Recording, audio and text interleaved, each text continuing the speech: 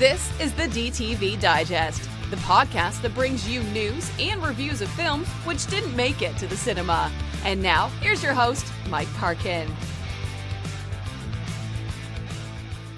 Hello everyone, and welcome to the DTV Digest, the podcast which brings you reviews of films which didn't make it to the cinema and instead went straight to DVD, Blu-ray and streaming media.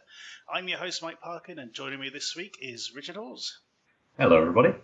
This week we have a new release. It is called The Shed. It's a nice little horror movie. We'll be getting into that one just very shortly. We've got a short called Darker Colours, which is going to be really interesting to talk about. And then a film really close to my heart in our DTV Throwback. It is Retroactive, starring James Belushi. So let's crack on. So our first review is The Shed. Stan, a 17-year-old guy on probation, finds there is a vampire living in his shed. But nobody believes him until his best friend, who's bullied at school, seems to want to use this new pet monster as some form of weapon against his enemies. Which is an interesting film. It wears its heart on its sleeve. You know, it shows its cards right away with its opening sequence. So we know we know as an audience exactly what's going on in the shed. So other characters a bit slower on the uptake. But this, kind of like Proximity in our last episode, it's not quite sure what sort of film it wants to be. I think it's very much sort of tipping its hat to stuff like Fright Night. Yeah. It feels very much of the sort of the 1980s kind of mold. So young, sort of rebellious hero. You know, he's a bit very much the outcast. There's a girl he's interested in. They kind of the film brings them together as they sort of come up against this threat and stuff. I thought I had a lot of trouble with engaging with this film. I'll be honest. It was so familiar and I think it was just so familiar and just not engaging enough, bringing anything sort of new to the table, that I found myself very much distracted and not really giving it. I mean, you know, sort of drifting away, and sort of, I think I was looking at my phone at times and stuff. But the last sort of vestige of praise with some films can be the way it looks, and I do have to say that, the film looks really good. I mean, the locations are very limited. It's very rural. So we've got like the farm sort of area where the guy lives, and the shed is, sort of located, and the high school, and that's pretty much it. But I felt a lot of it was quite contrived. So for example, you have to get people to the shed, and just loads of people just keep turning up. I know. I mean, like in one scene, it's like 2 or 3 people within like a few minutes, and this is supposed to be like happening almost in real time, are turning up, and it's just I didn't kind of go with that, and so that was kind of my main problem with it. I'll be honest. How did you get on with it? I'm kind of the same for kind of different reasons. It really overuses the whole dream within a dream thing. It happens, at least 3 or 4 times during the film. And in fact, during the opening one, I was actually fast forwarding through it because it was just so sugary and smolty. I thought, oh my god, seriously? And then it sort of like takes a turn, and it's like, oh, it's a dream. Or a nightmare. I did really like that, actually. I did like the opening and a couple of the dreams, but I thought that was building to something, and it was that there was going to be a twist ending, like that there was going to be a is it real or isn't it real, or if this was a dream or whatever kind of payoff. But there is no payoff of that kind. It's kind of what you see is what you get with this. Yeah. I thought the bullying thing. Funny enough, I was watching Christine about a couple of weeks ago, the John Carpenter. Yeah. Very similar, isn't it? That whole thing with the sort of bullies and stuff like that. And I think that sort of thing was done much better with a film called Some Kind of Hate. handled sort of very similar sort of thing. But I did like the fact that there's actually two of them. There's him and his mate, and his mate's getting picked on a lot as well, and feeling resentful when it's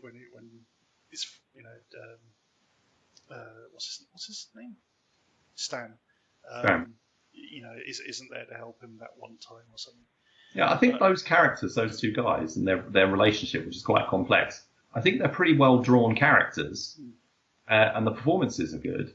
The whole thing about the vampire. I mean, it starts off with a guy on the run, a guy called Bane, played by Frank Whaley, who is then attacked. So the original vampire kind of disappears, and then it's Bane going and hiding in the shed, and he's like a proper monstrous vampire, and the kills are pretty good, and there's a lot of prosthetics and blood being thrown around, and there's a couple of scenes where Stan's kind of trying to deal with the situation, and he's like shooting holes in the thing and stuff, but he's not really. It's kind of like what's he trying to achieve? Yeah, because he could just knock the whole thing down and or burn it, and burn it, but he'd burn alive and stuff because he can't come out of the shed because it's daylight. That's the whole thing.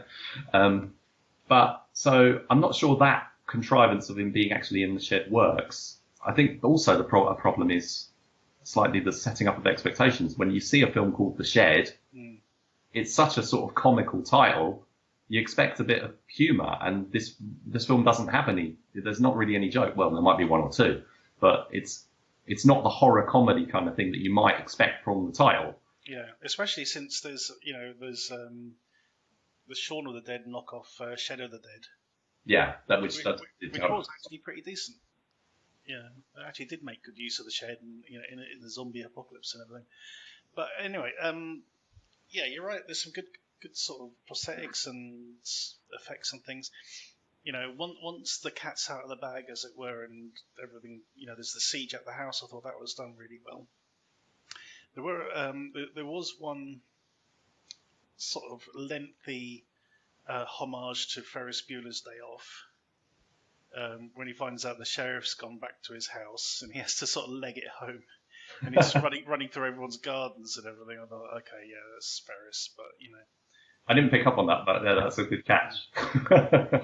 But him and his female friend, won't say girlfriend, he's infatuated with, who likes him, they sort of start having this sort of banter, which doesn't feel earned in the film. When they're sort of going, well, did you check the attic? You go, well, no, you didn't tell me there was an attic. Well, I told you to check upstairs. You go, yeah, well, upstairs is an attic. All that sort of stuff. It's like, no, you haven't established this level of banter at all.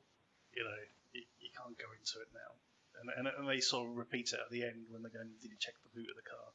Sort of thing. But there you go. Anyway, I think we've exhausted this one, Rich. How are we going to score it?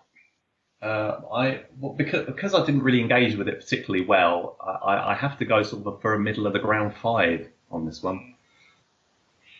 Yeah, as you say, it doesn't bring a lot to the table.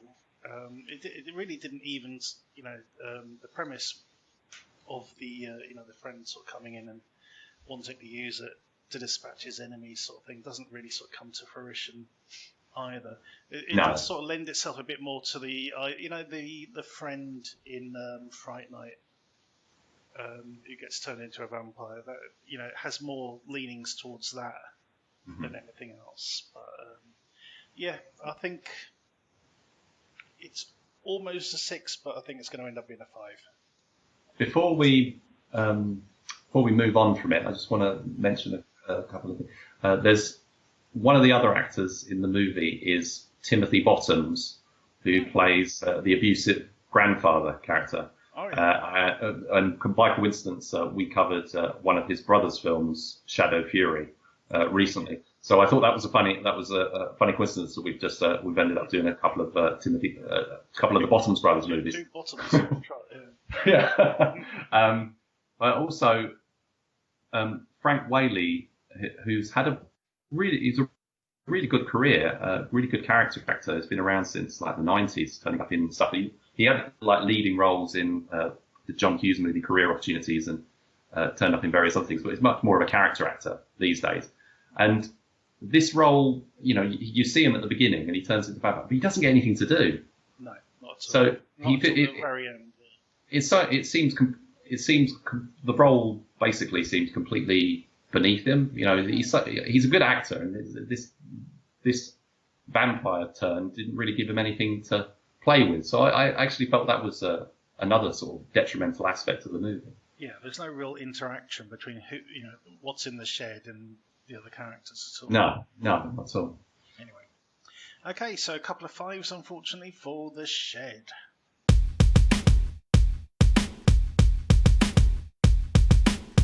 Our short shot this week is Darker Colours. In this one, 3 young children find themselves battling, well, what exactly? As they seem to be battling their own imagination deep in the woods. Rich, this was an incredibly interesting film, directed by Seth Worley. Yes. Brilliant cinematography, great ideas, incredibly ambiguous in its in what you're actually watching. Are we seeing like these kids' drawings coming to life, or is it simply a case of their imagination? And that in itself is left up to the viewer, which I thought was very, very interesting. 3 great actors in this. I thought all 3 of the kids were brilliant, especially the girl.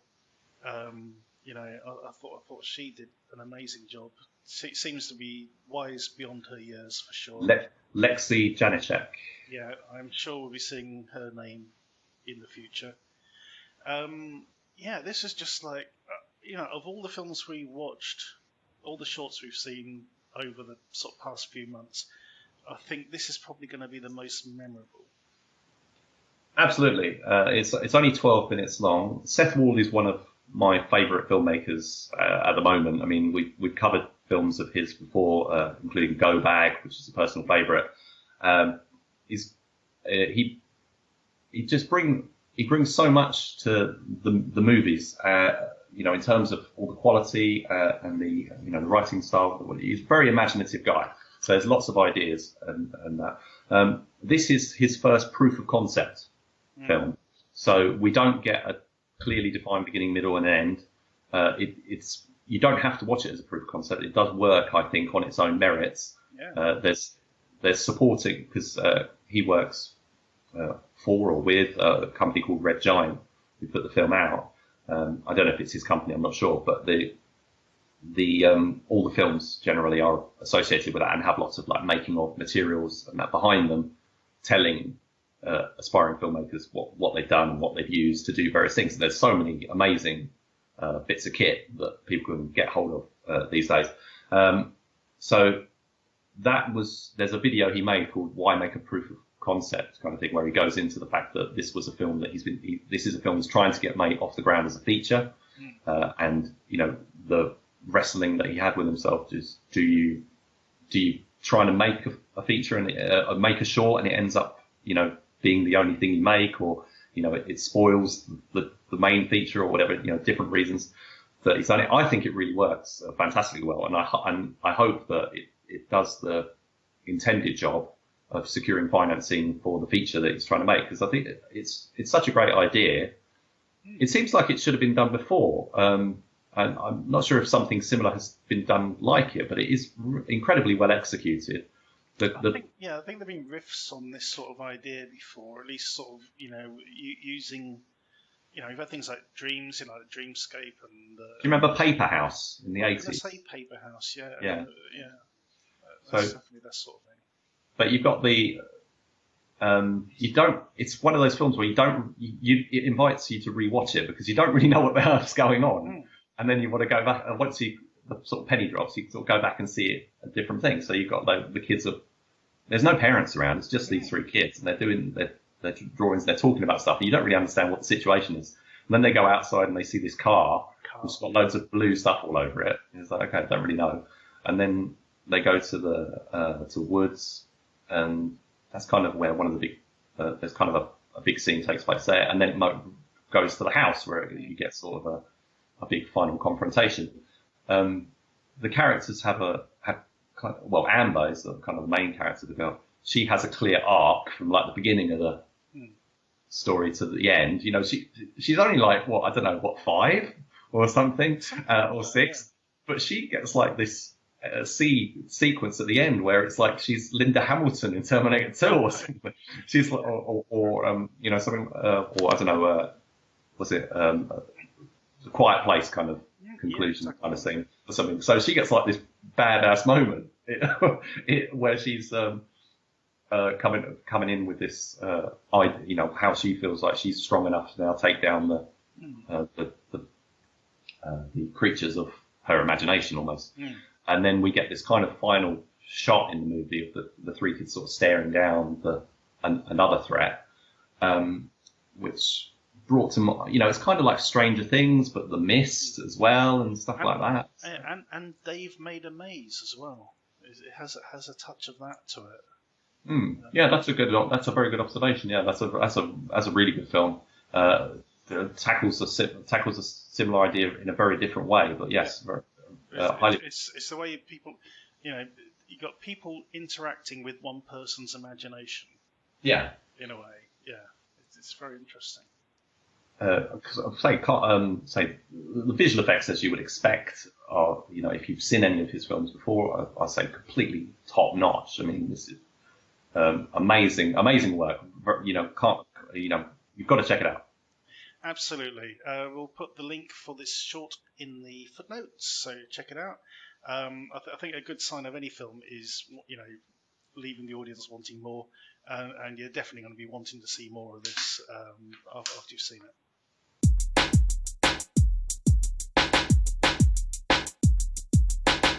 Our DTV throwback this week is Retroactive. When her car breaks down in the middle of the desert, ex-hostage negotiator Karen's day goes from bad to worse when she accepts a lift from a guy called Frank, because he turns out to be a complete psychopath who murders his wife and tries to kill Karen. Luckily, she manages to run into a top-secret scientific laboratory which is inventing time travel.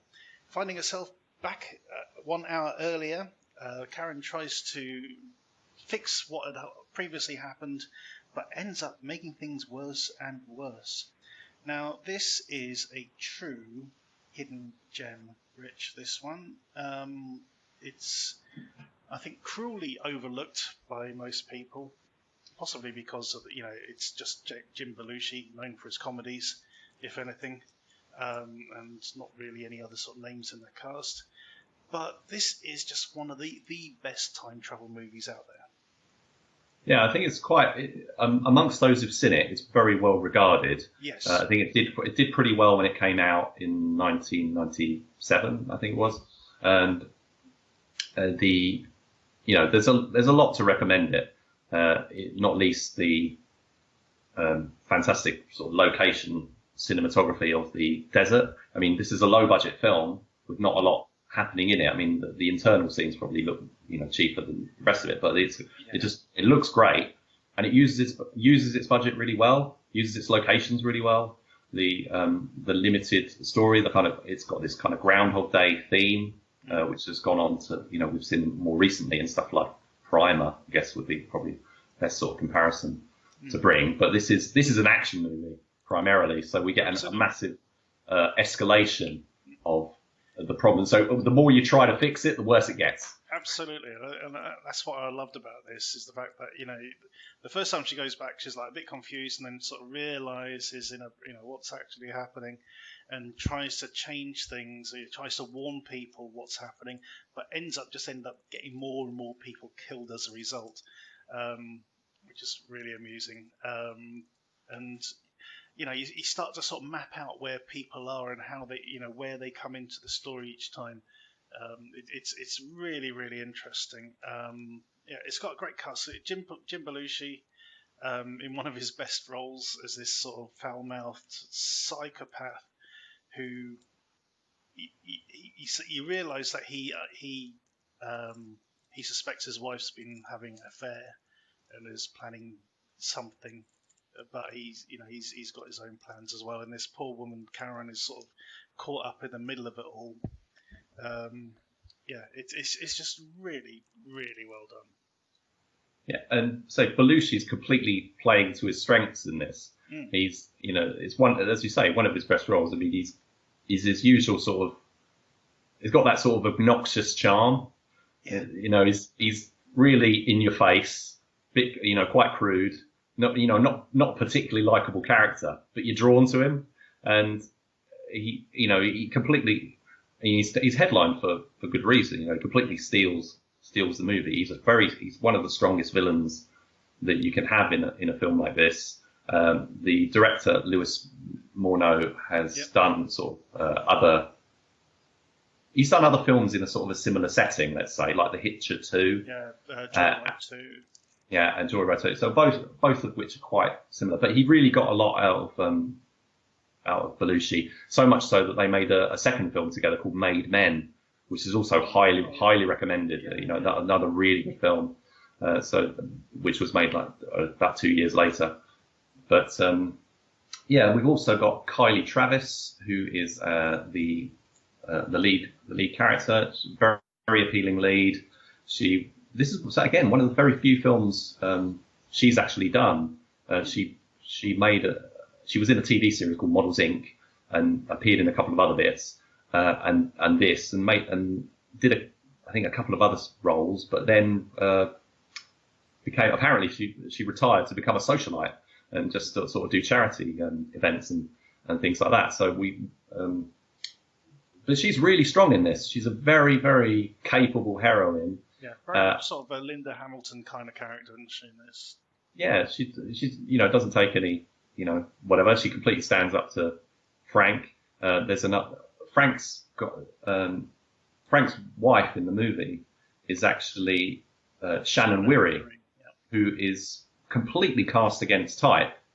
She's very much of the period. She was very much the sex bomb in the erotic thrillers that sort of came in the wake of Basic Instinct and stuff. And here she's like really, not modest isn't right, but she's quiet. She's fearful. She's an abused woman. So she has no strength. So her character as well gets quite a nice arc throughout as the story develops and the time travel kind of thing. So that works really nicely.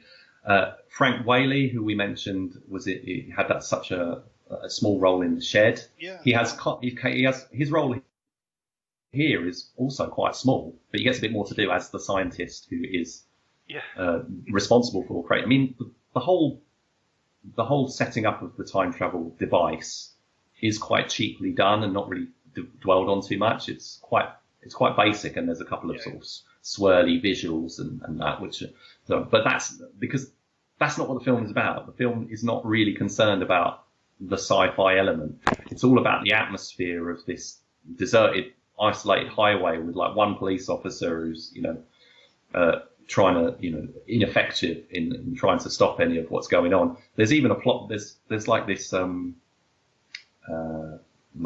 kind of thing about what Frank's doing in the desert. He's gone to meet someone to buy some microchips and so whatever, and that kind of ties in with other things that are going on. But that is a flaw in the film, I think, because it doesn't really fit. It doesn't go anywhere, and I think you could have done without it. I don't think you needed it. Apart from the fact that Frank is in a sort of a heightened state because he's trying to sort this deal out.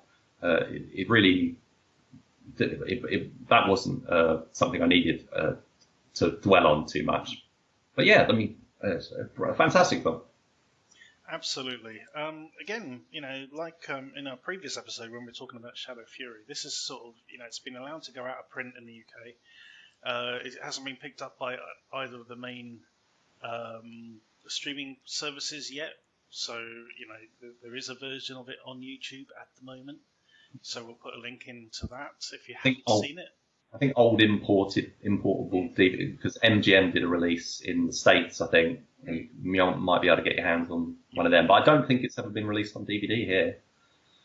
I thought I had done. Oh, maybe it has. Maybe it has, but it's out of print, so you might be able to find it in CX. Yeah, again, they're not sort of wanting to send business CEX's way all the time, but they need. I don't think. Well, I mean, the thing is with somewhere like CEX or Amazon is you can search online, you can look for it, whatever. I mean, some people might be selling it on eBay or whatever other services people use, but it's it's definitely worth tracking down. I used to have it on a big box, extra cassette a long way back, and I quite bitterly regret getting rid of it, to be honest, because I think it'd probably be quite valuable now for collectors. Well, I think you're right. I don't think it has been on DVD here because Amazon are selling a copy on VHS for 20 quid. So there you go. You've still got your old VHS machines. Yeah, which I have. I keep meaning to dig it out because I've got a couple of films that I want to watch, but I keep forgetting. Well, hopefully MGM will get around to doing giving this a release that it deserves. That's for sure. In the meantime, as I say, we'll put a link on to the copy we found online. Now, Mike. Yes. Before we conclude this episode, I have to ask: are you aware of the sort of sequel, sort of remake called Slipstream? No. Okay. So the Louis Morneau, the director of Retroactive, and the one of the writers, let me just check what his name was, Philip Gardner, I think. I think it's Philip Gardner. Went on to create a second story, which played with a lot of the same themes, so we get a scientist, we get the time travel device that can take you back a short period. There's strong female character associated to law enforcement, and a basically psychotic bad guy who in Slipstream is played by Vinnie Jones. Yes. Now the interesting, it's the kind of movie that could so easily have been marketed and may have been as Retroactive 2, because although it doesn't continue the story in any way, it just reworks ideas. It's very different.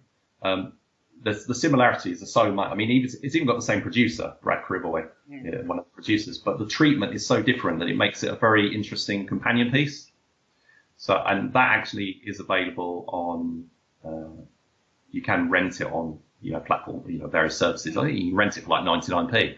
So if you like Retroactive, definitely give Slipstream a look. I gave it another watch again. It still stands up. It's a very different treatment of the themes. Directed by a guy called David Van Essen. It feels a bit like a TV movie, but So it stars Sean Astin. Yep. But also Ivana Milicevic. Who I really like. Yeah. She's done a couple of good things over the years. So interesting. Yeah, so I will definitely have to dig this one out. You do have to check that one out. It's very different ideas and themes and the way it's played, but very good companion piece, I'd say. Awesome. Yes, so definitely, if you haven't checked this out already, I'm sure you know someone who's trying to get you to check it out at some point. But here's your opportunity to do so. So do so.